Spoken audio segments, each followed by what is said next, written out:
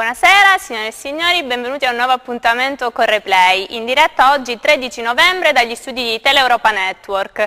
Oggi parleremo innanzitutto della nazionale, faremo un breve giro con i nostri ospiti, vista l'importante partita di questa sera al San Siro, e parleremo anche di quello che è successo in Serie C dopo i 2 turni. Infatti si è giocato sia martedì nel turno infrasettimanale che sabato e domenica. Il Cosenza torna alla vittoria e conquista 6 punti in queste 2 partite, martedì contro l'Agragas a Siracusa e sabato in casa contro la Juve Stabia. Il Rende invece ottiene una sconfitta e un'importante vittoria sul campo del Monopoli. Perde ieri il Catanzaro a Catania mentre è riposato la Regina. Andiamo subito a presentare innanzitutto il mio compagno Franco Segreto. Ciao Silvia, buon pomeriggio agli amici che ci seguono da casa. E i nostri ospiti, partendo dalla mia destra, mister Franco Giugno. Buonasera. Il preparatore atletico Pino Pingente. Buonasera. Per la Gazzetta dello Sport Alessandro Russo, grazie di essere qui con noi. Grazie. E il nostro amico e opinionista, oggi direi abbastanza felice e contento, Aldo Gennamo. Salve a tutti. Poi dopo gli chiederemo del derby Catanzaro-Cosenza. Certo. Allora Franco, iniziamo subito dicendo che la Serie A ha riposato, quindi il Crotone non ha giocato e stasera ci sarà questa importante partita della Nazionale che ci obbliga alla vittoria. Sì, ci obbliga alla vittoria perché se dovessimo uscire fuori un'altra volta, se non ricordo male, nel 58 l'Italia non si è classificata per appunto la fase finale dei mondiali. Per la verità non ho visto una grande squadra né una grande partita in Svezia, mi auguro che questa sera possa cambiare qualcosina con la spinta dei 70.000 del San Siro Meazza, che i giocatori possono dare qualcosa in più, anche se sarà una partita secondo me molto chiusa, abbottonata da parte della Svezia, l'abbiamo vista anche nel secondo tempo della gara di andata, sarà difficile trovare gli spazi, però ci vuole un'invenzione di qualcuno, so che giocherà Gabbiadini, probabilmente in mezzo a capo Giorginio, mi chiedo il perché magari non è stato fatto entrare nella gara di andata, al suo posto è stato fatto entrare Insigne che però non ha giocato nella posizione naturale ma ha giocato da centrocampista, c'è stata qualcosina che non è andata, qualcosa di ibrido in quello che è successo appunto nella prima gara di andata in Svezia e speriamo stasera che il risultato possa essere appunto, possa sorridere all'Italia almeno con 2 gol di scarto per andare avanti. Mister Franco Giugno, un commento tecnico. Ci vorrebbe una mezz'ora. No, abbiamo pochissimo tempo. Io credo 30 secondi a testa. Sulla falsariga di Franco dico che l'Italia ha meritato di perdere in Svezia, una squadra di grandissima pochezza tecnica che veramente non si ricorda a memoria d'uomo una squadra così debole dal punto di vista tecnico. La scuola italiana questo non se lo può permettere, non è giusto per i nostri trascorsi. Una squadra che credo anche questa volta sulla falsariga del Milan sacrifica uomini e schemi per un solo giocatore, Bonucci, perché ci ostiniamo ancora a giocare con questa difesa a 3.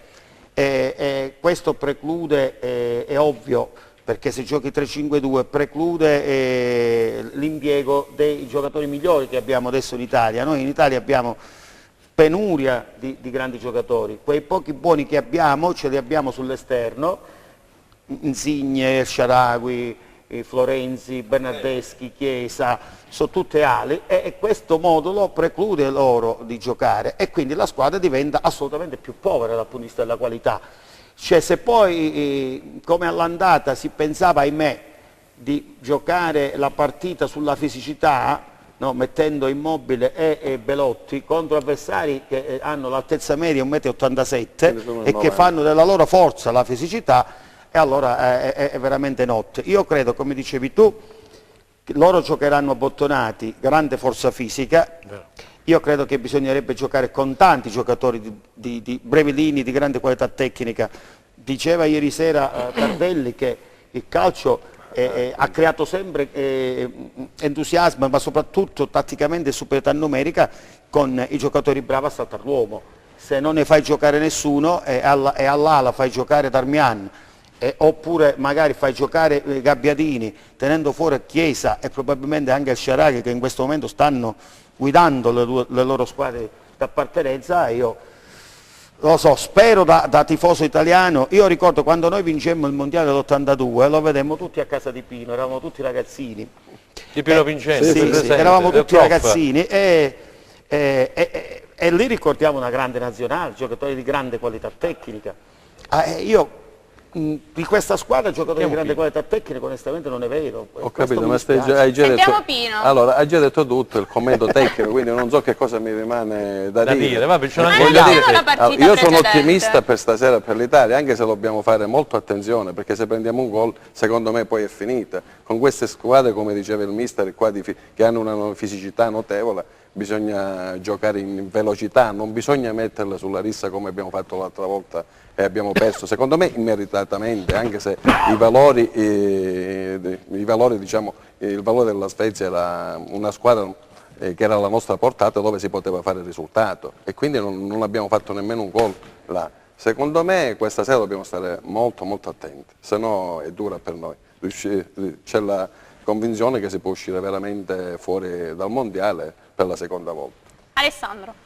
Sì, io come memoria personale di sportivo italiano, l'Italia non ai mondiali non la ricordo, quindi sono come quei nativi digitali, non ho proprio nel DNA la possibilità di immaginare l'Italia fuori dai mondiali. Sarebbe un pericolo davvero importante per il sistema calcio italiano anche dal punto di vista finanziario.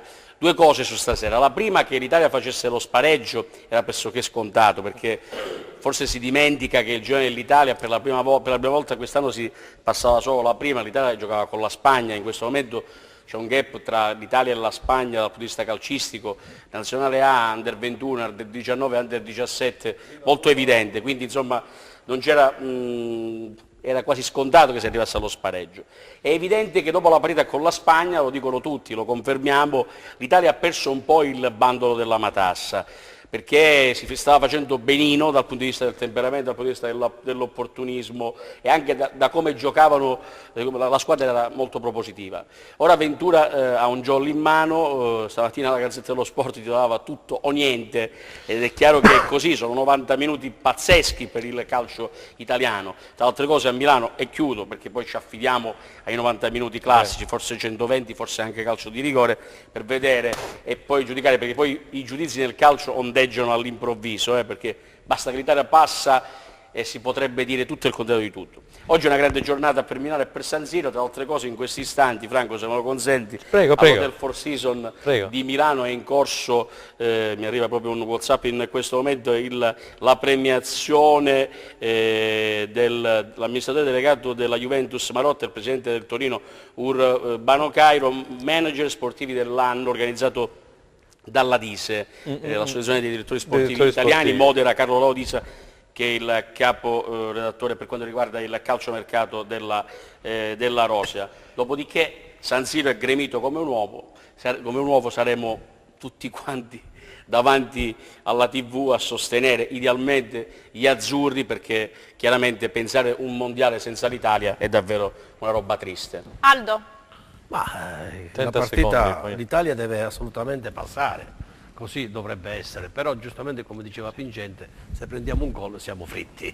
Però partiamo da alcuni dati importanti. Questa è una squadra che non meriterebbe di andare ai mondiali, diciamolo chiaramente, perché già noi abbiamo pareggiato Italia-Macedonia 1-1. In Svezia con una squadra che gioca un calcio che non si sa come, viva il parroco, ha battuto l'Italia 1-0, con una formazione, e sono d'accordo con Franco Giugno, che secondo me è solo una formazione per perdere, perché tu non puoi lasciare giocatori importanti in panchina e poi li fai entrare ad Insigne lo fai entrare agli ultimi 20 minuti e non gli dai un compito preciso, perché continuamente lo richiamava e quello non sapeva se andare al centro, andare a sinistra, per cui questa è la notatoria, purtroppo probabilmente ci farà uscire dai mondiali, ma non è un danno per l'Italia. È un danno per qualcuno, ma perché dico che non è un danno? Perché questi signori che sono nella Federazione Italiana Gioco Calcio devono andare tutti a casa, sono degli incompetenti, è gente incapace, gente che fa soltanto gli interessi personali, ma del calcio italiano, dei mondiali italiani e degli europei gliene frega poco, perché loro pensano ai fatti loro. Tavecchio, a casa. Lo hanno soprannominato lo Sgarbi dello sport, Vittorio Sgarbi dello sport. Diciamo la verità. Vittorio Sgarbi dello sport, il no salvo Cennamo. Forza Italia, e passiamo alle cose di casa nostra, ma prima ci sono da fare degli auguri. o no? Sì, come no, al nostro Facciamo gli regista. auguri al nostro regista che Enzo oggi è il Leonetti, compleanno, che compie Enzo gli anni. Leonetti, Un auguri. applauso, dai. A E Enzo Leonetti, adesso? e poi salutiamo anche Michele Cava alla Michele Camera Cava. e poi Giuseppe Costanzo a regia, come sempre. Allora, Ci ha la messa in onda. passiamo alle cose di casa nostra e andiamo a vedere i risultati e classifica della Serie E adesso B. ti voglio con Cennamo. Casertana Paganese 3-0, Catania batte Catanzaro 1-0, Cosenza Juve Stabia 1-0, Fidelissandria Bisceglie 0-0, Matera Trapani 3-3, Rende batte il Monopoli per 1-0, Fondi Sicula Leonzio 2-1, Siracusa Lecce 1-3, Francavilla Agragas 2-0, riposava la Regina. Andiamo a vedere la classifica. Eccola qua. In testa troviamo sempre il Lecce a 33 punti, seguito dal Catania a 28. Trapani 25, Siracusa 23, Francavilla e Monopoli 22, Rende 20 punti, Matera 18, Juve Stabia e Regina 17, Bisceglie 16, Catanzaro e Cosenza a pari punti con 15, Sicula Leonzio Fondi 13 punti, Casertana 12, Fidelissandria Paganese 10, chiude l'Agragas a 9 punti. Allora Franco, Catanzaro e Cosenza 15 punti, il Cosenza risale la classifica Sì. e domenica ci sarà appunto il derby. Ma sarò brevissimo io per parlare delle calabresi, tranne la regina dell'amico Maurizio che salutiamo, che ha osservato il turno di riposo. Cosenza che in una settimana ha infilato 7 punti, quindi un buon andamento diciamo da quando poi Braglia ha preso in mano la squadra. Ho visto una buona fase difensiva, da migliorare il centrocampo, anche se con Bruccini poi ha trovato il gol, e l'attacco è da rivedere completamente perché ai noi Bacletti in questo momento non ha realizzato nemmeno un solo gol da parte di Mendicino, quindi insomma c'è qualcosa che in attacco dovrà rivedere il buon Braglia. Cosenza che ha risalito la china, 15 punti come dicevi tu, insieme al Catanzaro che ieri ha perso nel posticipo a Catania, un bel gol di Caccetta. Ci hanno scritto tantissimi amici che Caccetta praticamente c'è sempre questa bella voglia, caro Alessandro, di andare in gol contro il Catanzaro, ne aveva realizzati 2 anche quando c'era Roselli sulla panchina dei Silani e ieri sempre di testa su battuta d'angolo ha battuto Nordi, quindi 3 punti importanti per il Catania. E per quanto riguarda il Rende c'è da dire che si è rialzato subito dopo il 4-0 subito a Trapani, una bella vittoria quella della formazione di Brunello Trocini a Monopoli, 1-0 con un gol di Rossini, poi vedremo gli highlights. Questo rende che insomma la squadra simpatia, lo abbiamo l'ho sottolineato in più occasioni in questa nostra replay, è una squadra che si sta comportando bene, 20 punti in classifica, 7° posto, piena zona playoff. Per quanto riguarda le zone alte, Lecce continua nella sua fuga 3-1 in trasferta a Siracusa. Dopo il Lecce abbiamo detto del Catania 5 punti di distanza tra la prima e la seconda, mentre aumentano ad 8 quelle diciamo tra il Lecce ed il Trapani che è un po' ballerino, vince 3-0 in casa con Catanzaro, poi il Catanzaro c'è questa reazione, finisce 3-3, il Trapani che sabato vinceva a Matera 3-0 addirittura in una squadra di Serie B, si fa rimontare per ben 3 volte con una doppietta di Giovinco. C'è qualcosa che Calori dovrà sicuramente rivedere in questo Trapani, altrimenti addio sogni di gloria. A quel punto Lecce sicuramente più avanti delle Catania, che secondo me è l'unica squadra che può tenere il passo, si può avvicinare appunto ai giallorossi di Liverani e del DS Meluso. Andiamo a vedere gli highlights di Cosenza Juve Stabia e li commentiamo insieme. Ricordiamo la rete di Bruccini al secondo minuto della secondo ripresa. tempo. Eccole qua. Juve Stabia in maglia gialla, Cosenza solita maglia rosso-blu, corso il capitano da una parte, eccolo là. Terreno di gioco davvero Terreno di gioco, sì, mi dicevano che c'è qualcosa che non va. No, stanno cercando di metterci mano, c'è una piccola talpa che sta creando problemi appunto al Manterposo. Qui c'è un attacco della Juve Stabia che per la verità mi sarei aspettato qualcosina di più, onestamente è una partita bloccata, il Cosenza ha cercato di portarsi in avanti, qualche cross dalla sinistra e qui Statella arriva in ritardo su un cambio campo dalla parte opposta di Pinna. Qui c'era Caccavallo, Cosenza che si è schierato rispetto alle altre volte con un 4-3-3 proprio per il turnover, perché ci sono state 3 partite in una settimana. Cosenza con il tridente avanzato formato da Caccavallo a destra, Statella a sinistra e poi Baclette punta vertice. Nulla da segnalare nel primo tempo, una partita dicevo un po' bloccata, poche le azioni di rilievo da segnalare, però come dicevi tu il Cosenza poi è riuscito ad andare in gol con Bruccini in apertura di ripresa, un gol che ha regalato 3 punti pesanti alla formazione di Braglia. Vediamo qualche azione, qui c'è un tiro del ragazzino che mi ha fatto una buona impressione per la verità, Scuola Napoli, questo ragazzo Palmiero. Qui c'è invece l'unica occasione con Viola, ex giocatore della Vibonese, viene murato da Corsi che mette in calcio d'angolo. Ancora Cosenza in avanti, qui c'è il portiere Branduani della Juve Stabia che praticamente blocca in 2 tempi. Qui siamo nella ripresa, c'è Caccavallo che tira un tiro sporco, Mendicino murato, arriva Bruccini e la palla finisce in rete. Vano il tentativo di Nava, del difensore destro Nava, e del portiere Branduani, un gol come dicevo molto pesante e importante. Comunque la cosa che prego Franco, potete intervenire. La cosa che noto, vedi, è Bruccini al rimorchio, ma non solo Bruccini, un po' alla nell'area della Juve Stabia ci sono almeno 5 giocatori, quindi vuol dire che la fase offensiva comincia a migliorare da questo punto di vista. Possiamo tornare Enzo in studio, qui c'è l'ultimo tentativo. Vedi con quanti giocatori accompagnano la fase offensiva, già questa è una cosa importante. E torniamo in studio.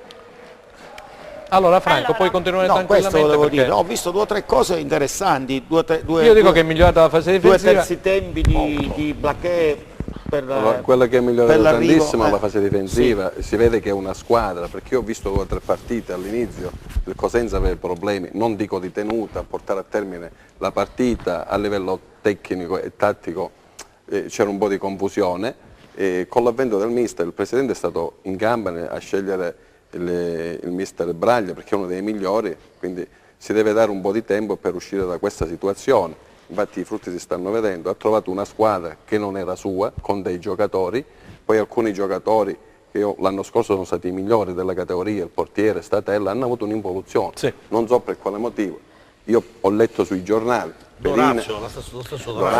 Perina che veniva addestrato a giocare con i piedi, quindi ha fatto un sacco degli errori. Quindi stessa cosa Statella ha avuto un'involuzione impressionante. Io l'ho visto prima della partita, l'ho visto con il Catania, che sono andato a fare una relazione atletica e mi sono spaventato. Infatti ho detto a mio figlio Luigi, che è il preparatore, lo voglio diciamo, dire Luigi perché qualcuno il preparatore atletico delle Cosenza, ho fatto una relazione e sono rimasto un po' perplesso.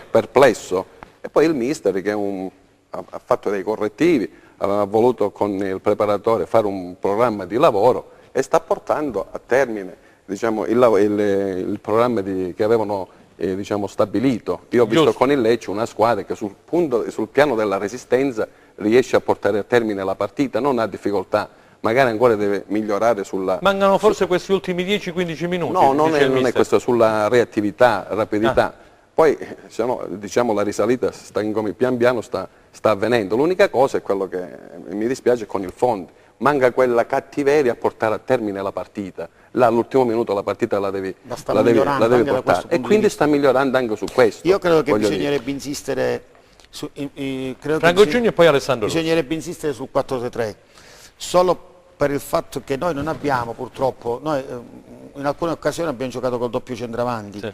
Ma i centravanti che ha il Cosenza a livello di prolificità e si sa che sono un gol. Quindi allora tanto vale giocare con una punta centrale che vada magari al terzo tempo come abbiamo visto prima e 2 attaccanti esterni che bene o male ce li ha il Cosenza tra Statella, Caccavallo e il Mungo, possono giocare da trequartisti esterni e lui fa bene a insistere nel 4-3 perché credo sia la soluzione migliore con il materiale che ha a disposizione in questo momento per gli uomini che ha. Quindi, poi abbiamo notato, questo l'abbiamo notato già prima, che lui non guarda in faccia nessuno, tanta gente che nella precedente gestione giocava e magari faceva fatica anche a corricchiare, adesso non gioca più, quindi preferisce far giocare ragazzi che hanno più gamba, anche se più giovani, e comunque la qualità del gioco della squadra è migliorata, come diceva Pino non si possono fare miracoli, soprattutto con giocatori che non hai scelto tu, soprattutto in corsa d'opera.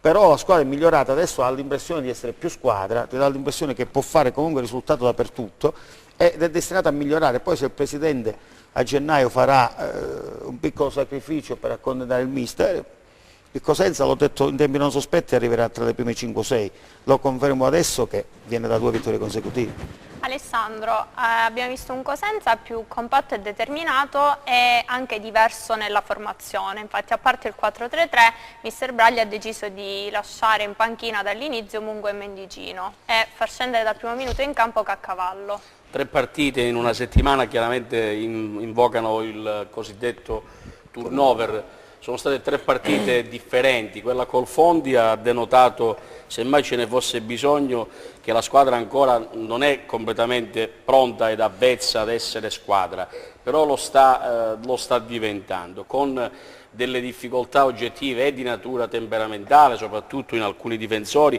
sia con dei deficit proprio tecnici in alcuni difensori che secondo me non sono della partita di una squadra che punta alle prime piazze. Alcuni difensori del Cosenza, lo dico chiaramente anche perché senza tema di smentite, sin dalla partita con l'Alessandria abbiamo visto delle cose davvero horror per quanto riguarda la fase difensiva del Cosenza sui calci piazzati. Adesso si sta cercando di mettere mano anche dal punto di vista psicologico alla squadra, però gli ultimi minuti della partita col Fondi sono stati davvero eloquenti. Siamo cascati nell'unica possibilità che aveva il Fondi, si è messa 4 contro 4, 4 attaccanti contro i nostri 4 e ci hanno fregato un po' nella maniera più elementare possibile. Braglia, a differenza della partita col Fondi, dove secondo me, lo ha detto lui, non lo dico io, forse alcune sostituzioni si potevano gestire in maniera differente, giusto, ha gestito con grande equilibrio qual è il grunt del nostro allenatore, che è un allenatore esperto, e la squadra, come al solito, assomiglia un po' all'allenatore anche dal punto di vista delle movenze, no? È una squadra esperta che si vede che non dà troppo il fianco all'avversario. Ha giovato di una Juve Stabia spuntata in avanti, perché a differenza del Fondi attaccanti non è che ce ne fossero molti per quanto riguarda la Juve Stabia, però le sensazioni sono positive. È evidente che guardando la squadra in prospettiva per l'obiettivo della lunga durata e quindi dei playoff, è una squadra dove il Changé Dam, cioè nel mercato... Ecco, c'è un signore che mi scrive, Pino Sposato, che salutiamo, e dice: puoi chiedere ad Alessandro Russo, visto che ti occupi di calciomercato, di cosa ha bisogno secondo te, secondo la tua esperienza, il Cosenza nel mercato di riparto? Ci stavi arrivando. Sicuramente ha bisogno di un leader in difesa, un leader, un giocatore navigato, che detti anche i tempi della manovra da dietro, perché il gioco si costruisce anche da dietro. Poi chiaramente è stato commesso un errore di valutazione, non lo so, non lo voglio sapere. Poi le cose a centrocampo, il Cosenza ha un bel buco da colmare, anche se Palmiero dimostra anche dal punto di vista aerobico di essere un giocatore bello da vedere, e poi davanti non è che ci voglia grande scienza per capire che è una squadra piatta, perché se togli Mungo, che gioca tra le linee e gioca bene, e Statella, se ritorna quello che è, di gol, insomma, dobbiamo aspettare Lampard Bruccini che entra in area di rigore a fare gol, e non penso che possa essere questo. Credo che a gennaio non è che si debba spendere, ma si può sostituire. Ci fermiamo un attimo per la pubblicità, poi restate con noi, poi c'è Aldo. Restate con noi. Madonna come ti ho.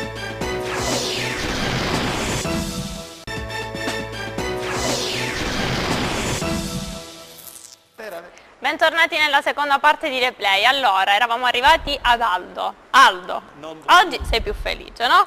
Oggi? Sei felice, ti vedo felice. Ma è normale, non è che felice per tanti, non solo per il Cosenza, per tanti altri. Ok, ma allora questo Cosenza è in netta ripresa, ma ancora un po' un malato in convalescenza.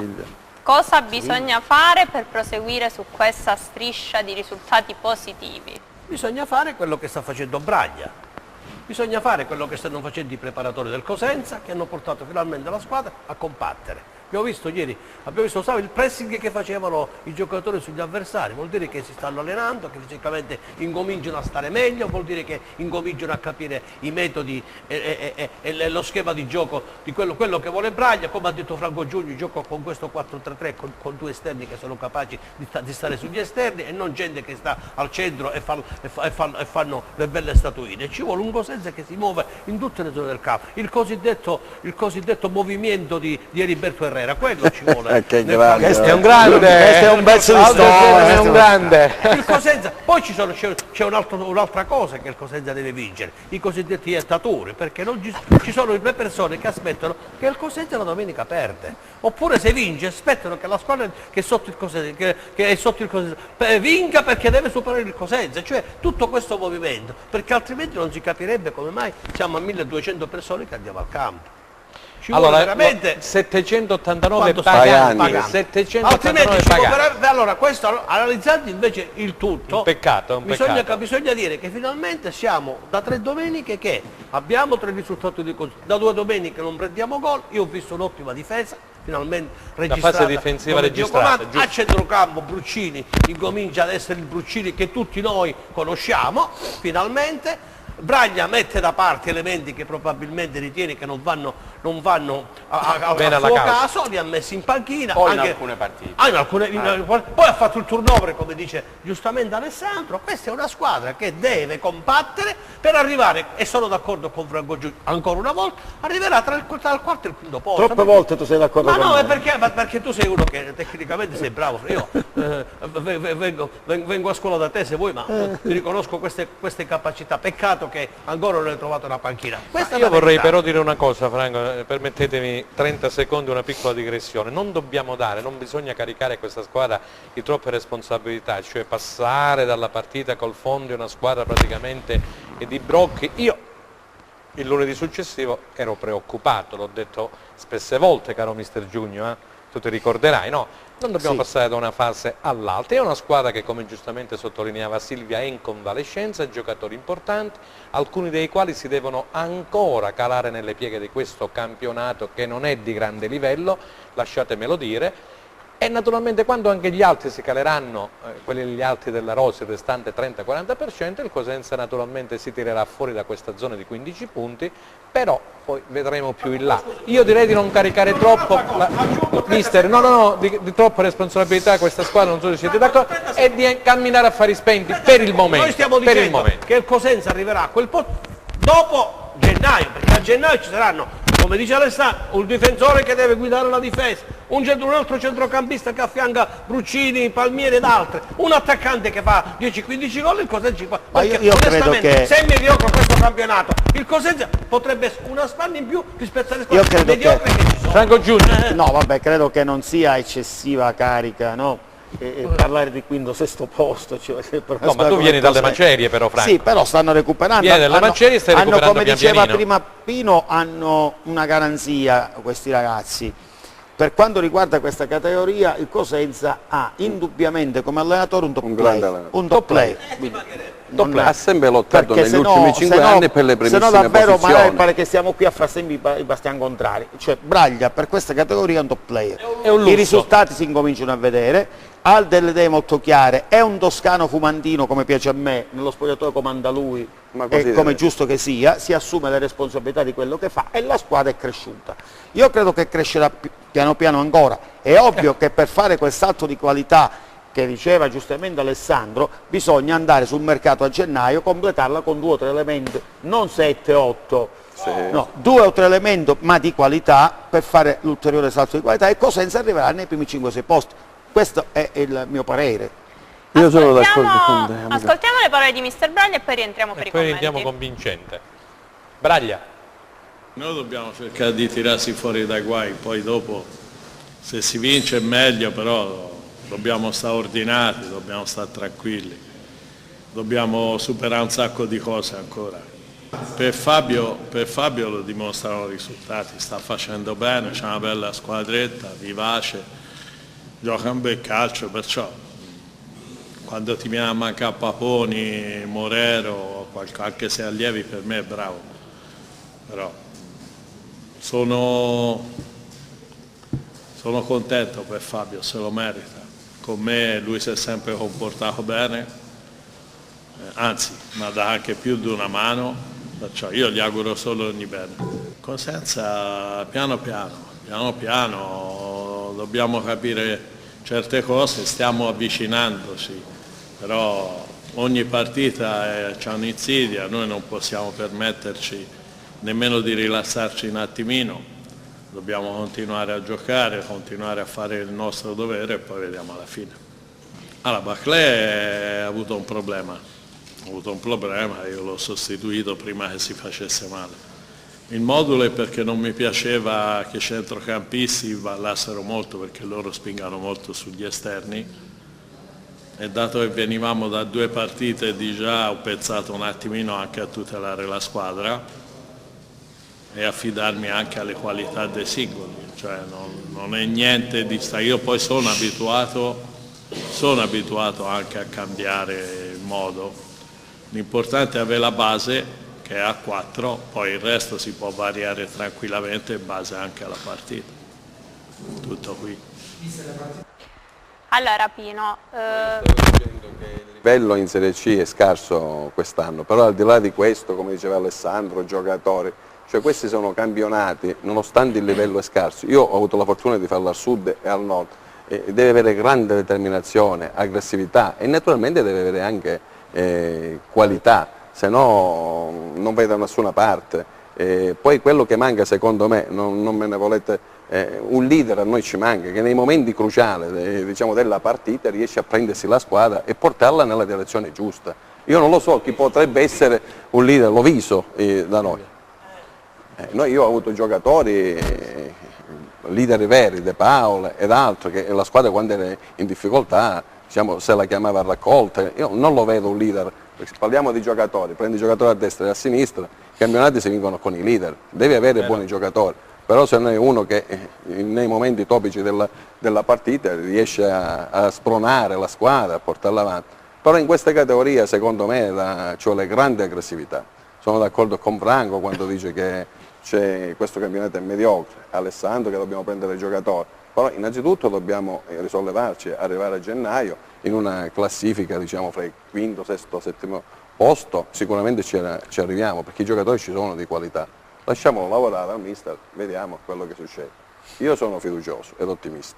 Alessandro, mister Braglia ha detto appunto che cambierà spesso modulo e si affiderà alle qualità dei singoli.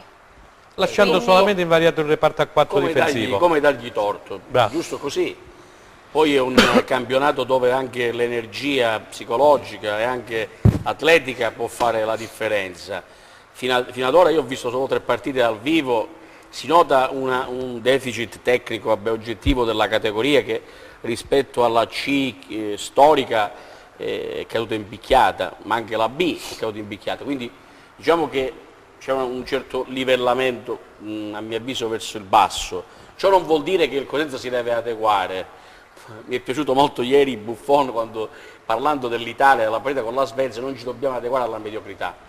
È impossibile, il Cosenza non deve adeguarsi alla mediocrità, deve ambire a qualcosa di diverso. Sento parlare con grande piacere, ho visto progettualità che riguardano lo stadio San Vito Marulla. La città di Cosenza è una città splendida da vedere quando la si vede, quando si arriva dopo periodi che si sta fuori, è una città in evoluzione. Lo stadio San Vito Marulla è uno stadio decrepito, in tempi non sospetti Franco può ricordarsi quando chiesi provocatoriamente la demolizione del San Vito. Diciamo che ci siamo quasi, perché si deve progettare un Cosenza che possa tentare di tornare in Serie B, perché è più facile, più difficile tornare in Serie B che poi pensare di andare in A. Abbiamo molto vicino una esperienza manageriale straordinaria che è quella del Crotone, dove la famiglia Vrenna con il direttore sportivo Ursino hanno costruito senza strafare un gioiello tecnico e sportivo. Abbiamo il presidente Guaraccio che è una risorsa economica importante, che abbiamo capito che adesso ha fatto esperienza. È evidente che la C non si può pensare di vincerla senza tentare un jolly, perché purtroppo a meno che non si becca l'annata dove tutto va dritto e il sistema dei pianeti collide con la volontà divina, e allora il Cosenza vince tutte le partite e va in Serie B, se non hai la squadra più forte in C difficilmente vince. Abbiamo esempi storicizzati, Franco, Benevento e tanti altri. Il Lecce sta costruendo da anni e quest'anno dovrà lottare, perché io non sono d'accordo ancora che il campionato sia finito, perché il Catania è sia a 5 punti, il Catania è a 5 punti ma con una partita in meno, il Trapani è a 8 punti ma con una partita in meno del Lecce, quindi bisogna organizzarsi. Abbiamo una chance però, Ricordo nell'anno precedente al quale arrivò, il Cosenza ritornò in Serie B nell'87-88, arrivò Di Marzio dopo l'esonero di Franco Liguori. Ci fu un'annata un po' anonima, dove c'era un allenatore molto esperto, una piazza che voleva rinascere ed un campionato interlocutorio. Ci vorrebbe l'intelligenza di costruire sulla base di questo campionato una progettualità, se c'è l'intenzione, e credo di sì, se c'è la volontà anche da parte del management sportivo, e cercare di robustire questa squadra, arrivare a marzo, aprile, maggio per giocarsi, se ce la facciamo, i playoff, senza fasciarsi la testa se non si riesce ad arrivare ad un grande obiettivo, ma partendo poi con una base forte. E su questo concordo perfettamente. Aveva alzato il dito, come si fa a scuola, il nostro Aldo Cennama, perché vuole aggiungere qualcosina su quello che ha detto in questo finora Alessandro Russo. Alessandro, come al solito, ha pescato il jolly, cioè in effetti ci vuole una programmazione. Senza programmazione non si va da nessuna parte. Giusto. Noi dobbiamo ringraziare Guarascio per quello che sta facendo in questi 3 anni, perché dobbiamo sempre ricordare il passato, che è una cosa che non si può dimenticare. Oggi abbiamo un presidente che, con tutte le sue difficoltà, con tutte le sue carenze, con tutto il suo bagaglio, perché lui non era un tifoso del Cosenza, non sapeva che cos'era il calcio. Oggi io lo vedo in tribuna, siamo gomito a gomito, come soffre, come si muove, che fa. Sta pensando anche a quello che dice Alessandro, perché me lo ha confidato, lui vuole progettare. Per progettare ha bisogno di elementi e di persone che gli diano una grossa mano. Lui deve capire però che ci vuole gente competente. E a Cosenza, chi ha giocato a Cosenza, chi non ha giocato a Cosenza, persone competenti ce ne sono a Ghios. Non c'è bisogno, lo ripeto, ogni trasmissione che viene qualcuno dal nord a darci lezioni. Non abbiamo bisogno di gente del nord come direttori sportivi, come allenatori, come direttori generali. Noi ci sono nella nostra città o ex giocatori o persone che possono darci una mano. E a proposito di gente che è stata nella nostra città, abbiamo qui il preparatore storico del Cosenza Calcio, Pino Pincente. Silvia, allora vuoi fare una domanda all'amico Pino Pincente? Vai. Com'è cambiata la preparazione atletica rispetto a qualche anno fa? Posto che comunque è cambiato anche il modo di giocare, sono cambiate un po' anche la struttura fisica dei calciatori, c'è un calcio più veloce, brillante. Sicuramente sarà cambiata, i ritmi, ma secondo me sono cambiati anche i preparatori, perché come ben sapete non è mai successo in Italia che vengono esonerati i preparatori atletici. Ne abbiamo alcuni casi, no è vero, eclatanti. Quest'anno sì, 2. Milano, no, Milan ce ne sono anche, perché di quelle più importanti. È successo questo, Franco, faccio questo e poi non ne voglio più parlare. Anche a Cosenza. Alcuni ricercatori sì? nel nostro campo hanno proposto tipi di allenamento. Quindi che cosa è successo? Che le nuove leve hanno formato una specie di, non dico di associazione, ma si sono ispirati a questo ricercatore che non voglio fare il nome. Questo ricercatore praticamente ha dato delle nozioni per poter allenare. Questi che cosa hanno fatto? Non usano più le vecchie metodiche, se così si può dire, ma non sono vecchie. Diciamo le tradizionali. Le tradizionali, l'uso della palestra, l'uso degli ostacoli, salite, il lavoro a secco. Oh, il lavoro a secco di cui abbiamo parlato. Io devo sentire, Franco, alcuni che scrivono su Facebook ed altre alcune cose che si mettono a ridere. Esempio Norman, preparatore atletico della Roma, ha vinto col Bayern, è stato campione del mondo, siccome faceva fare i 1000 metri, questi ragazzi che non so se hanno una storia, non so dove allenano, fanno i preparatori, si mettono a commentare, ma non è così. Io con mio figlio la prima cosa che gli ho detto, deve fare una preparazione. Giusto. Vedo che fanno preparazione con elastici, con dei giocatori che hanno una struttura non indifferente, non usano più la palestra. Noi siamo stati i promotori, come nel nostro campo, i preparatori atletici, siamo stati i migliori nel mondo. Pingolini c'è stato qua a fare un convegno quando c'è stata... È stato il primo ad usare la palestra. Sicuramente negli anni si è esagerato con queste metodiche. Però è impensabile che non si possa fare il lavoro a secco. Le squadre tue però brillavano perché andavano a 1000, Pino. Ma io lavoravo, a 1000. Lavoravo tantissimo. Posso dire con quale allenatore ti sei trovato meglio tu in Serie B? Va bene, ho iniziato con Zaccheroni, Sì. da meno 9. Vabbè, insomma, con Zaccheroni parliamo. Con Mutti mi sono trovato bene e anche con Mondonico. Mutti, diciamo, c'era un certo feeling particolare. Poi ha fatto l'esperienza pure su a Genova e a Reggio Emilia. Con la Reggio Emilia, però diciamo in linea di massima mi hanno fatto fare tutto. Ti davano fiducia, questo voglio dire. Ecco, quello che voglio dire, che poi diciamo i preparatori usciamo tutti da Coverciano, quindi siamo tutti preparati. E guidando le grandi squadre, qua c'è il mister, il preparatore deve avere il carisma e la personalità di farsi seguire. E poi ritornando alla preparazione, che non si lavora più a secco, volevo dire a questi personaggi che io ogni tanto li vedo che scrivono, il Real Madrid ha Pindus come preparatore atletico, è un grande amico mio, è un italiano, fa lavori a secchi, fa le salite. Guardate Ronaldo quando ne fa, il Chelsea. Fa tutto, anzi si lamentano, se avete sentito, si lamentano che lavorano troppo. Conte che cosa ha detto? No, stiamo lavorando al 70% rispetto all'anno scorso. Il Manchester United qui noi stiamo parlando delle migliori squadre del mondo che fanno il lavoro a secco. Quindi chi c'era prima mi fai capire che non lavorava a secco nel Cosenza Calcio. No, io sto parlando in generale, non lo conosco, questo nello specifico è vero. Nello specifico non è quello che di ci Fontana possiamo non lavorava a secco. nascondere dietro un dito, per quello che abbiamo capito, Franco Giugno, per quello che abbiamo saputo. Prego. Questa involuzione del nostro portiere, io non l'ho visto meglio onestamente. Involuzione, se tu lo addestri, io Pantanella la stessa cosa, esempio, dice, adesso Pantanella, te ne vedi, lo potevamo far giocare con i piedi, era impossibile farlo giocare. Perina si sono ostinati. Le caratteristiche dei giocatori che hai, se Braglia quello questo non sta ha i facendo. piedi di Reina, Non puoi giocare. pretendere che giochi da Reina. Lo costringe Uno a per fare volta degli perché errori. si intrecciano uno per volta, uno per E volta. niente, io volevo Franco dire Giugno. a proposito di quello che Ma voi avete diceva lavorato qui, insieme, io mi ricordo che a Cosenza Sì. gli avete consegnato 3 gol con ma Montalto, no? ma a prescindere di aver lavorato insieme, noi siamo Poi amici da quando hai avevamo vinto Siamo cresciuti tanto. insieme. 6 anni, anzi lui 6 e io magari 10, qualcuno in più, però eravamo, quindi Ogni anno, adesso conosco ogni anno Pino gioco da le tute. sempre, conosco Pino da sempre, da Reggio Emilia allora mi porto una tuta. Che Cosenza, sempre le tute, per me, sempre tutte mi chiedevano. Quindi per dire, io Ma con conosco piacere il suo ce lo modo di porto. lavorare, che è molto vicino a tanti altri preparatori che ho avuto. Lui parlava prima del Chelsea, non stiamo parlando di 20 anni fa, se no veramente qui L'anno c'è da scorso. ridere. I ritmi sono cambiati, io non lo so se adesso si corre molto di più di quando correvano le squadre di Sacchi, non lo so, Sì. però per dire che i ritmi sono cambiati Aveva fino a un atleti certo punto. perfetti. Io non credo che Conte se è diventato Conte è perché le sue squadre imponevano un ritmo feroce alla gara, un'abnegazione feroce. Questo derivava dal lavoro a secco.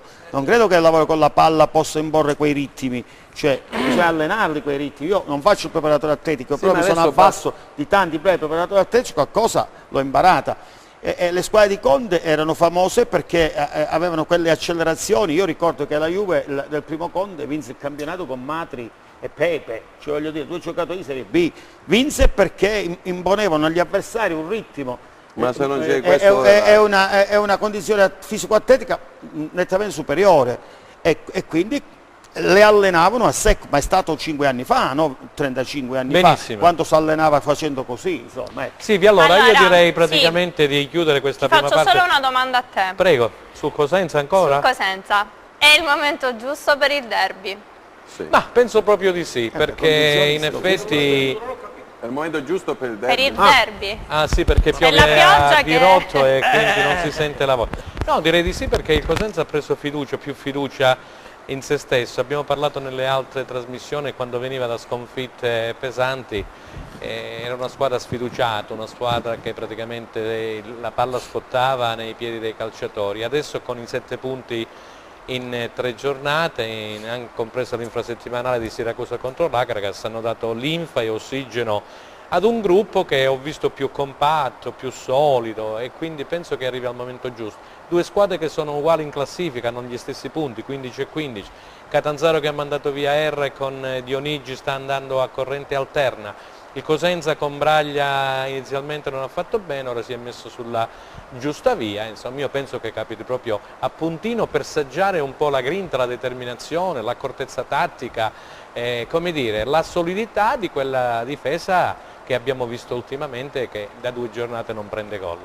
Benissimo, allora passiamo adesso ai vicini di casa. Vicini di Quindi casa che sono Arrende- stati in Lega Pro, in Serie C praticamente sono, come dire, sono stati definiti la squadra rivelazione di questo campionato, perché il Monopoli ultimamente sta andando giù. Squadra simpatia, quella del render del presidente Coscarella, che salutiamo, dai. Allora, vediamo subito gli highlights che sono partiti.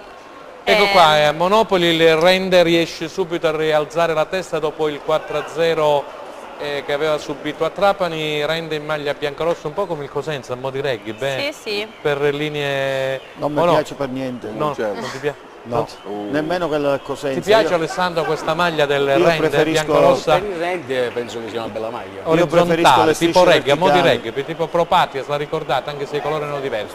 Qui c'è un attacco per il render e poi vedremo questi lanci lunghi per il Monopoli che non hanno portato a nulla. Qui c'è un fallo, un contatto in aria, l'arbitro lascia proseguire, ecco, non ci sono nemmeno grosse come dire, reazioni da parte dei giocatori del Monopoli. Qui ancora il rende in avanti, qui c'è Blazze che va alla conclusione ma si perde alta in curva.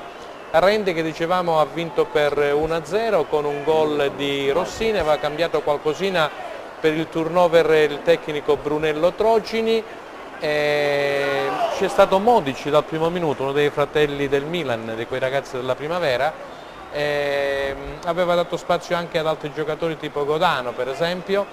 Qui c'è un'altra occasione su battuta d'angolo sempre per il Monopoli. Qui siamo alla ripresa, ecco qui c'è un giocatore del Monopoli che perde la palla lentissimo, arriva in questo momento un giocatore del rende dalla destra, ma lì Franco ho visto che il centrale difensivo del Monopoli è abbastanza lento.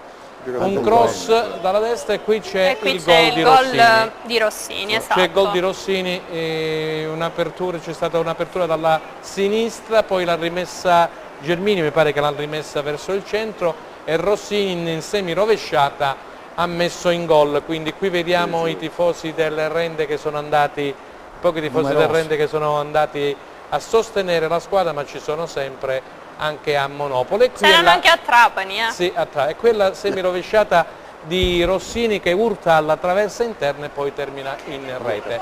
Quindi diciamo che poi sentiremo anche Trocini. È stata una vittoria importantissima perché, caro mister Giugno, dopo 4-0 a Trapani, insomma, la squadra ha dimostrato di avere grinta e determinazione. Sicuramente. Torniamo in studio. Bene, ci fermiamo un attimo per il secondo stacco pubblicitario, restate con noi.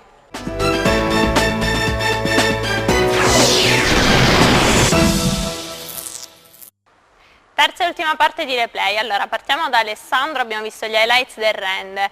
Rende a 20 punti, settimo posto, in piena zona playoff. Sicuramente è una squadra rivelazione, bisogna fare i complimenti anche al tecnico Brunello Trocini che è un prodotto cosentino importante. Brunello, ex giocatore del Cosenza, è stato pure alla Juventus, ha fatto tutta una lunga trafila con il Rende, adesso sta portando la squadra biancorossa in una posizione di classifica inaspettata ma meritata. I punti si fanno con grande merito. Vedendo le azioni salienti della partita mi è sembrato di vedere un monologo del Rende a Monopoli, contro un Monopoli che sta facendo un po' arachiri nelle ultime gare. Sta facendo punti importanti, intanto perché mette molta distanza con la zona minata e poi perché si trova in una zona gradevole del campionato dove c'è un bel panorama, ed è meglio stare in un posto dove c'è un panorama e vedi tante belle cose che stare in un posto lugubre e guardi tutto dal basso. Quindi bravo al Rende, bravo a Trocini, bravo a tutti, anche perché è una sorpresa, perché nessuno avrebbe mai pensato così bene per il Rende. È una squadra giovane che spende poco ma sta ottenendo il massimo. Mister Giugno, allora sconfitta sonora a Trapani per 4-0, poi invece va a vincere a Monopoli per 1-0, adesso sabato arriva al Marco Lorenzo nel Matera. Guarda, abbiamo detto tante volte, noi abbiamo 2, 3, 4 squadre che sono nettamente superiori alle altre, compreso il Trapani, per organico, qualità tecnica, quindi quando incontri queste squadre puoi anche rischiare di prendere un'imbarcata come questa. Poi ne abbiamo una decina che sono livellate verso il basso, 10-11, diciamo, come diceva prima Alessandro, un campionato molto mediocre dal punto di vista tecnico, e il Rende con queste 10, 11, 12 squadre se la gioca con tutte, non ha difficoltà. Domenica col Matera io credo che invece sarà più difficile, perché Matera è una squadra che gioca un calcio molto offensivo, un calcio ben definito, ben organizzato. Credo, prima si parlava di top player, io credo che un altro top player sia Matera dei Tenoteri, cioè qui parliamo di allenatori che una squadra che perde 3-0 col Trapani, un'impronta importante nelle squadre che allenano, che ha vinto 4-5 campionati di Serie C, è uno che fa giocare molto bene le sue squadre, 3-4-3, insomma, no? Sì, da ormai è consolidato. Quindi domenica credo sia una partita più difficile dal punto di vista tecnico. Poi magari vogliamo ricordare che Rende, scusami Franco, Matera si giocherà sabato con inizio alle ore 16:30, mentre il Cosenza giocherà a Catanzaro il giorno dopo. È stata spostata la partita prevista inizialmente pure per sabato, a domenica alle ore 14:30. E quindi dicevo che siccome sono su una squadra organizzata, come diceva Alessandro, con un allenatore giovane e bravo, con alle spalle una società che trasmette serenità, loro con quelle 10-12 squadre se la giocano con tutti e molto spesso fanno anche risultati. Pino, tu? Qua si parla del Rende, cosa vuoi dire? Rende, sicuramente, i complimenti avete fatto alla società, per esempio, i complimenti li dovete fare al direttore sportivo, che ha costruito, Martino, che ha costruito questa squadra. Ma anche a Ciardullo, il direttore generale, a Franco Gagliardi, l'uomo scouting, ne hanno tanti, voglio dire, a Rende. Però no? la squadra è stata costruita dal direttore sportivo, che ha pescato nelle categorie inferiori. E quindi sta dando i suoi frutti. Una squadra vivace, una squadra che corre. Prendo appunto per fare, diciamo, i complimenti a Michele Bruno, che sta facendo un lavoro eccezionale.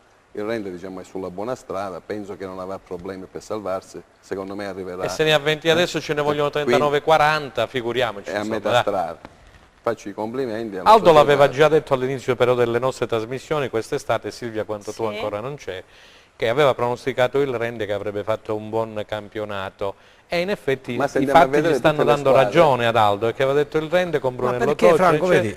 Franco, scusa, tutte le devo dare atto sono ad salite Aldo dalla Serie D alla C1 fino a 2 o 3 domeniche fa erano fra terzo, quarto e quinto posto. Adesso il Monopoli che sta perdendo terreno, però sono tutte squadre là che hanno entusiasmo, voglia che non hanno mai fatto questa categoria, e quindi stanno andando bene. Aldo, allora? Ma perché come all'inizio dicevamo in queste trasmissioni, abbiamo visto che hanno lavorato bene, Franco, hanno costruito una bella squadra, hanno pensato di lavorare sui prodotti locali, con gente del posto, Franco, quelli che hanno il cuore, hanno il sangue, hanno la forza, hanno l'intelligenza, hanno la cultura, hanno soprattutto lo spirito di sacrificio, perché hanno sangue cosentino rendese. Questi sono gli approcci che c'è bisogno di avere, perché non ci sono soldi, caro Franco, se tu non vai, se tu oggi anche sui vivai, se tu non punti sui giovani. Bravo, questo è un argomento che mi piace, l'argomento dei giovani mi piace molto. Possono far respirare, i settori giovanili, ti possono far dare la possibilità che tu con i soldi che prendi di questi ragazzi che sono bravi, tu puoi costruire poi una squadra che ti può portare ancora più in alto. Il Rende ha avuto la capacità di mettere in cascina 20 punti, che sono punti importanti, pesanti, e ancora non abbiamo visto nulla, perché non pensiate che il Rende possa da questa classifica retrocedere. Io penso che il Rende andrà sempre più in su, perché c'è un allenatore molto bravo. Ci sono i preparatori atletici molto bravi. Michele Bruni, lo salutiamo, ci sono l'omologo il direttore Pino. sportivo, il direttore, c'è tutta gente che ha l'anima e il cuore per poter fare questo mestiere, perché vive quotidianamente quelli che sono i problemi di una società. Si sono organizzati bene, hanno programmato bene. È vero che il Monopoli veniva da qualche sconfitta, però il Monopoli è una squadra che anche il Monopoli ha messo tanta buona classifica in cascina. Adesso vedremo quello che succederà, poi ci saranno i derby, ci saranno le partite importanti, vediamo i cambi pesanti, vediamo quello che succederà. Però il Rende secondo me non è più una sorpresa, ma è una grande realtà. Ok, Silvia. Ascoltiamo le parole di mister Trocini.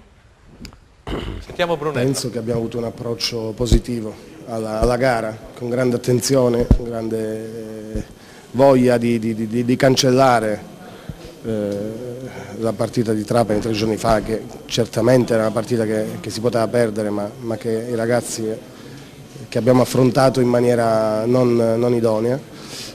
Quindi oggi abbiamo invece fatto una partita, a mio avviso, quella che dovevamo fare.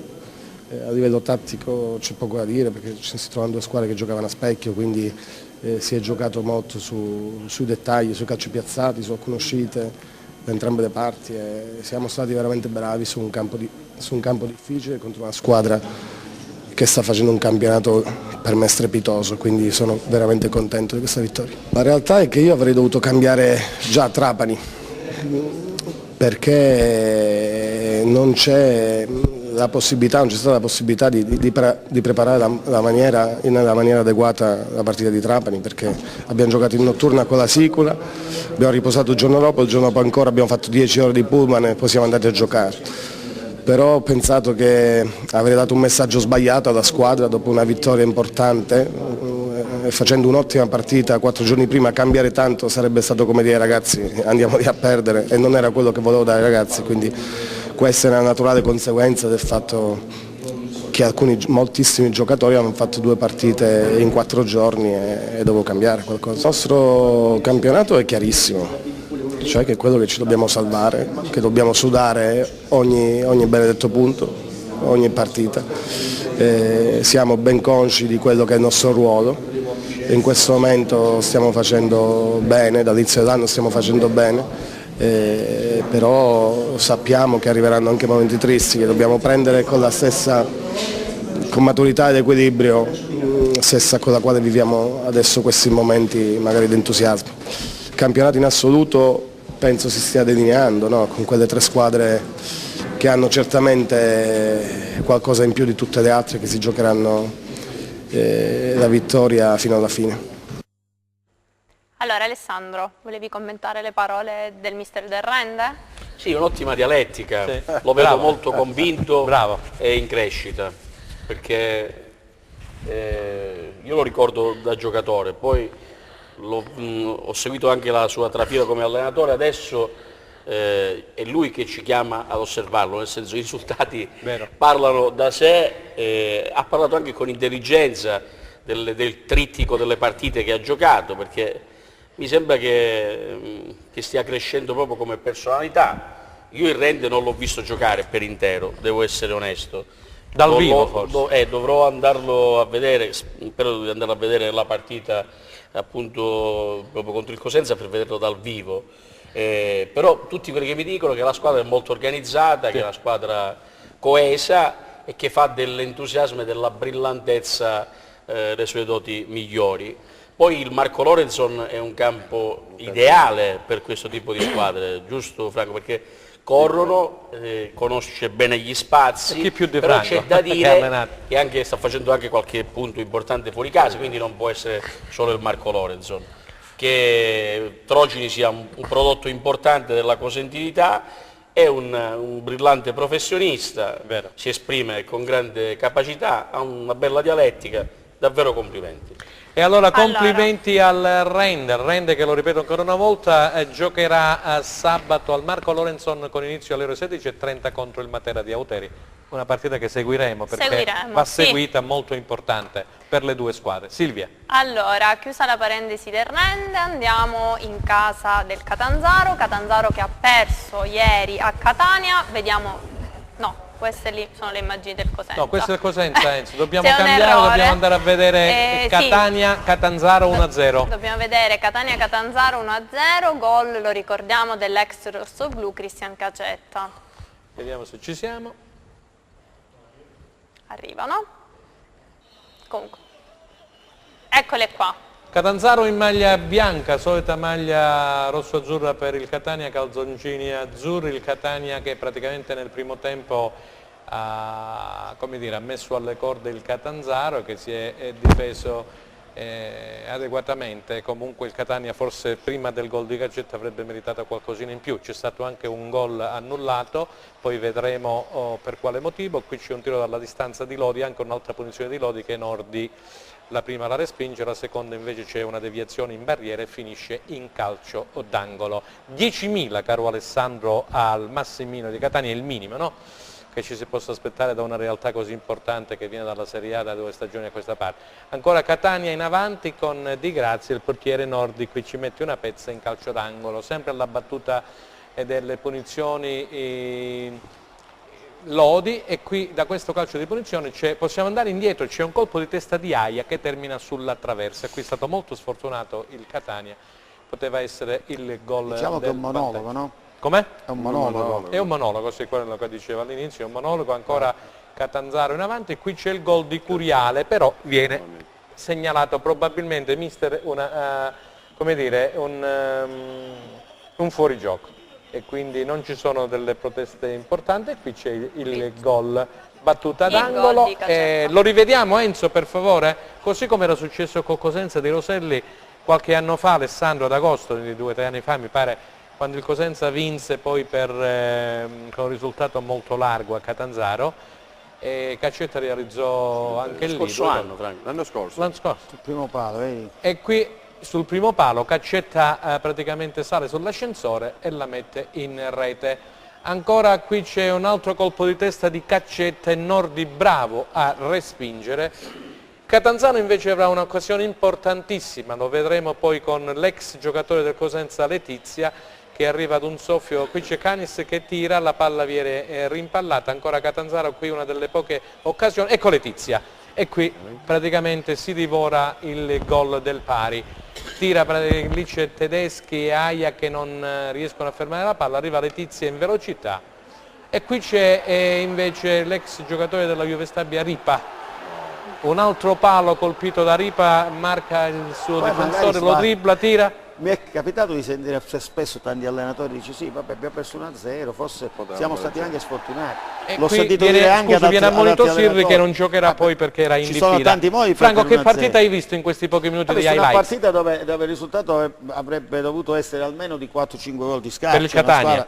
Ma sì, ma il divario è netto dal punto di vista tecnico, un divario nettissimo, almeno 10 palle gol costruite. Poi il calcio si sa, no? È fatto di tanti episodi, può anche finire 1-0 una partita, ma potrebbe anche finire 1-1. Poteva finire 1-1, l'ultimo poteva pareggiare. E Letizia lì si è devorato il gol. E qui siamo sempre a quel discorso che noi andiamo, anche questo diciamo che io è una piccola colpa che faccio ai giornalisti italiani, che molto spesso vanno a giudicare per il risultato e non per la prestazione. Cioè, in Europa non è così, e qui uno che mi sente parlare Sacchi, dice ma che sei Sacchi? No, sono io, ma è così. Sì, magari sì, se avessero pareggiato il giudizio tecnico sulla gara da parte dei giornalisti sarebbe stato diverso. Sì, però le occasioni create restavano, Franco. Mister, No, le occasioni create dal Catania restavano ugualmente. A volte non si giudica per la prestazione, ma si giudica per il risultato. E Aldo Cenem e poi Alessandro Russo. Secondi, ma 30. io mi pare seguendo anche il Catanzaro nella trasmissione, mi pare che non è che sia migliorato molto da quando è andato via Erra con il cambio di allenatore, anzi è stato tolto un fior di allenatore, perché per me Erra è un fior di allenatore, ed è stata data la squadra a un Dionisio che non so, Dionisio non so da quale parte, sarà pure bravo, ci mancherebbe, però il Catanzaro è molto peggiorato rispetto a prima. Oggi ha 15 punti assieme a noi, quindi mi pare che il cambio di allenatore, come è avvenuto invece a Cosenza, non ha dato i suoi frutti. Io ricordo una sera... Alessandro, vuoi aggiungere qualcosa? E non è escluso che Erra ritorna di nuovo, non è escluso. Allora Alessandro, vai subito Alessandro, dai. Ma io guarda, Alessandro Russo. in controtendenza, se penso alla prossima partita Catanzaro-Cosenza, che intanto è un derby di Calabria, direi il derby sentitissimo tra le due squadre, le due città e le due tifoserie. C'è da dire che il Catanzaro, che ho visto invece a differenza giocare 2 volte per intero, a Reggio Calabria e a Trapani, mi sembra una squadra volitiva, una squadra pericolosa, che ha buone doti tecniche pure, che ogni tanto sembra che si addormenti, però non è una squadra da prendere sotto campo. Sono d'accordo con te, aggiungo questo, che c'è Infantino e Letizia davanti. Che ha qualità, che ha buoni giocatori. E tra altre cose in una partita classica, poi con il fattore campo sempre da tenere presente, sarà una partita molto combattuta, alla pari dice la classifica, e secondo me per certi versi anche alla pari come organico, e quindi diciamo che il Cosenza deve stare molto attento a questa gara, non c'è bisogno neanche di sottolinearlo troppo. Braglia sa bene che tipo di partita che è un ex, lo attende, pure lui. E il Catanzaro è darà filo da torcere al Cosenza, è una partita davvero particolare, ripeto, le azioni viste sembrano parlare di una squadra, di una partita dove il Catania ha dimostrato di avere molte palle gol e di meritare di vincere, però il Catanzaro non mi sembra un avversario molto tenero da affrontare. Concordo. È una squadra da tenere d'occhio. Sentiamo Franco Giugno e poi Silvia, poi Pino. Sì. io credo che tempo fa ne discutemmo insieme a Gabriele Martino, se ti ricordi, sì, in diretta. Io credo che la Calabria, salutiamo il direttore a livello di Martino. Lega Pro in questo momento fa poco, cioè per quanto riguarda competitività. Credo che la squadra che è più competitiva è proprio Cosenza, per organico, per struttura. La Regina ha costruito sul niente, su una società praticamente inesistente, un gruppo di giovani e fa quello che può. Il Rende per scelta, come dicevi prima tu, non può fare altro che organizzarsi con una squadra di giovani per budget, come diceva prima Aldo. Il Catanzaro è in stato confusionale da più anni, quindi non credo abbia un grande organico, assolutamente inferiore a quello del Cosenza, ritengo. E quindi se la classifica delle calabresi è questa, ci sarà un motivo. Per quanto riguarda la partita di domenica prossima, ecco, invece un'altra cosa, come dicevi tu, i derby, poi specialmente questo derby, sfugge a qualunque tipo di pronostico, quindi chi avrà più serenità, chi avrà più lucidità, chi avrà più gamba, chi avrà più mestiere, chi avrà più esperienza e chi avrà più fortuna, come dice sempre Pino, probabilmente lo vincerà. Allora, e Silvia, ascoltiamo le parole di mister Dionigi. proprio che ha tirato in balla Dionigi, Aldo, sentiamo che dice, vediamo che dice della prestazione. Qualche incomprensione che ci sta nell'adrenalina della partita, poi sicuramente avremo occasione di chiarire il ritorno in maniera molto, molto civile. Niente di che. Non si riesce a chiarire? No, chiariremo sicuramente quando verranno a Catanzaro. Con Russotto, Mister, buonasera. Sì. Lei è arrivato in corso, Sì. sostituito Erra. Il Catanzaro non è una squadra che, a mio avviso, dal punto di vista tecnico, merita quella posizione Sì. di classifica. Cosa serve per fargli fare il cambio di passo? Nelle ultime settimane qualcosa di buono si è visto tra la vittoria con Monopoli e poi la prestazione di oggi che comunque. Sì, ma noi abbiamo, guardate, al di là dopo andiamo a analizzare la partita di stasera dove secondo me c'è stato un ottimo Catanzaro. A noi è mancata la partita, la vittoria di Francavilla dove avevamo meritato di vincere, non siamo fortunati. Nelle ultime 4 partite abbiamo subito 2 gol da calcio piazzato, però abbiamo avuto anche un calendario, queste 5 partite tra Catania, Monopoli, Trapani, Matera. Abbiamo incontrato le prime 4 della classe, o più le più accreditate alla vittoria del campionato, abbiamo retto con tutti, forse meritando anche di meno di quello che abbiamo seminato, però sono contento perché nei ragazzi sta crescendo una grande mentalità di squadra, di gruppo, dal punto di vista del gioco siamo venuti con grande personalità a Catania, forse nessuno è venuto qua con questa personalità delle squadre che io avevo visto giocare contro il Catania. Al Catania abbiamo lasciato solamente i calci piazzati e una ripartenza al 90esimo dove ci poteva stare, poi per il resto non sono mai stati pericolosi, addirittura penso che il secondo tempo abbiano rinunciato a giocare, li abbiamo messi lì, potevamo fare il gol dell'1-1 tranquillamente con Letizia, a porta quasi vuota, tirato alto. Quindi una partita dove sicuramente l'intensità, noi siamo cresciuti man mano che la partita andava avanti, loro sono molto bravi sui calci piazzati, hanno battitori forti tra Dalodi, quindi abbiamo subito principalmente solo quello, perché su azione manovrata non ricordo, però abbiamo giocato al cospetto di una squadra veramente forte, con giocatori fortissimi che sta meritando di essere lì, però sono contento dei miei ragazzi perché sono venuti qua con una grandissima personalità e facendo la partita che dovevamo fare, no? Quindi io sono più che soddisfatto, peccato perché sto raccogliendo molto meno di quello che abbiamo prodotto nelle ultime partite, però io questo penso sia la strada giusta, non dimentichiamo che noi abbiamo tanti 99, 98, 97, 96, cioè giocare in un'atmosfera del genere non è facile, quindi mi è piaciuto ancora di più questo aspetto che ha avuto la squadra.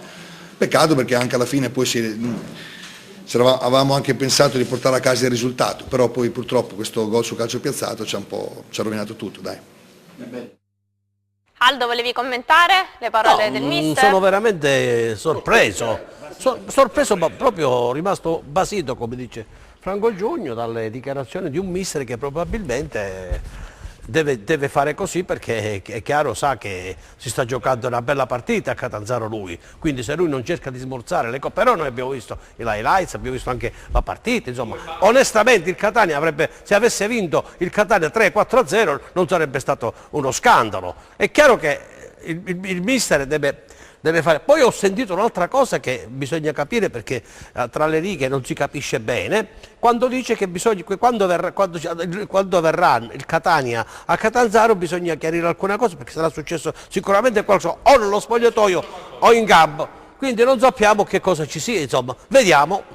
Alessandro? Sì, poi vediamo il prossimo turno. No, ho visto che dalla regia segnalano 3 minuti. 3 minuti, sì, di recupero. 3 minuti di recupero. 30 secondi. Io dico, chiaramente Dionigi è l'allenatore del Catanzaro, lo ricordiamo, centravanti della Regina, un avversario tosto per il Cosenza, quello storico. Sul rigore. Io ripeto ancora una volta, non ho visto la partita e quindi non me la sento di giudicare. Chiaramente so, per aver visto diversi derby fra Cosenza e Catanzaro, che domenica sarà un altro tipo di partita. Catanzaro, a mio avviso, è una squadra che in questo momento la classifica dice che si equivale al Cosenza, ci sarà da soffrire, anche perché vincere un derby per il Catanzaro come per il Cosenza vorrebbe dire portare il proprio campionato su un altro binario. Quindi è una partita che, al di là di quello che è successo a Catania, che insomma, poi andrà visto e capito dal punto di vista tecnico, non può incidere e non ha alcun valore rispetto ai 90 minuti di domenica. Bene, vediamo velocemente il prossimo turno, se dalla regia mandano ok. Allora, Agragas Fidelissandria, Bisceglie Monopoli, Catanzaro Cosenza domenica alle 14:30, Juve Stabia Catania, Lecce Regina sabato sera alle 20:30, Paganese Fondi, Rende Matera sabato pomeriggio alle 16:30, Sicula Leonzio Casertana, Trapani Francavilla, Riposa il Siracusa. Allora, velocemente, professore Pingenti voleva salutare anche, voleva fare un saluto, vero? Io e i miei alunni di Lattari Chettorano, che gliel'avevo promesso. Okay. E li salutiamo pure noi, so che ci seguono in tanti. Grandi. Allora, Franco, un turno impegnativo il prossimo, sì, turno un grande derby di Calabria. Vinca il migliore. Hanno detto tutto gli ospiti, per carità, vinca il migliore, come ha detto Alessandro Russi. Io dico solamente che Catanzaro Cosenza non sarà sicuramente una partita semplice per la formazione di Braglia, che comunque saprà come mettere in campo la squadra e come cercare naturalmente di rispondere colpo su colpo a quelle che saranno le offensive del Catanzaro. Non dimentichiamo che il Catanzaro c'è 2 attaccanti importanti, uno lo conosciamo che è Letizia e l'altro è il Saveriano Infantino, che insomma si è ripreso anche da un infortunio. Da parte del Cosenza stanno tutti bene, la squadra la sto vedendo in crescita, quindi ci aspettiamo tutti quanti una bella gara, insomma, una bella giornata di sport. Per quanto riguarda invece il Rende, l'abbiamo detto prima, dico solamente che contro il Matera, sono d'accordo con Mister Giugno, sarà una partita difficile, perché il Matera gioca benissimo questo 3-4-3, c'è 2 giocatori in mezzo al campo, D'Urso e De Falco, che vengono dalla Serie B, addirittura uno dal Benevento, ha lasciato la Serie A per andare alla Corte di Auteri, che lo aveva già avuto in precedenza, sempre a Benevento, quindi sarà una partita comunque da seguire, speriamo bene appunto per il Rende, mentre sabato sera, come hai detto bene tu, alle 20:30 ci sarà la sfida in notturna tra Lecce e Regina, risultato sulla carta appannaggio dei giallorossi di Leverani, però la Regina è una squadra sbarazzina, un po' come il Rende, gioca un buon calcio e può succedere di tutto. Bene, allora salutiamo i nostri ospiti, mister Franco Giugno, buonasera, il preparatore atletico Pino Pingente, buonasera. Per la Gazzetta dello Sport Alessandro Russo e il nostro opinionista e amico Aldo Zennamo. Salve, grazie a tutti, a te Franco. A tutti, grazie. Grazie a te Silvia per la conduzione. Ci vediamo lunedì prossimo sempre alle 15 sulla nostra rete. Arrivederci.